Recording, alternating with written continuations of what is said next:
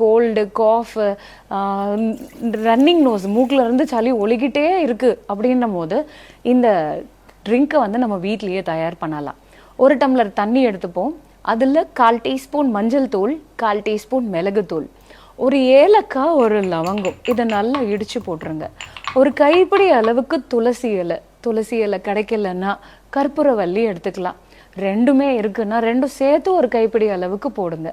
இதை ஒரு 3 நிமிஷம் நம்ம கொதிக்க வச்சு அதை நல்லா வடிகட்டி கொஞ்சமாக நாட்டு சக்கரை கலந்து ஒரு 40 ml பெரியவங்களும் 20 ml குழந்தைங்களுக்கும் நம்ம கொடுத்துட்டு வரலாம்.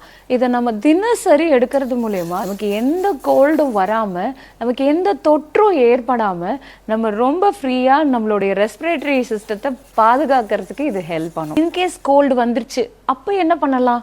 இதை 3 வேளை சாப்பிட்டதுக்கு அப்புறமா 1/2 டம்ளர் 5 நாள் தொடர்ந்து எடுத்தோம் அப்படின்னாலே நமக்கு அந்த கஃபம் நல்லா நம்ம மோஷன் மூலயமாவோ இல்லை நம்ம உடம்புல இருந்து வேர்வை மூலயமாவோ அந்த கழிவு வந்து வெளியேறிடும்.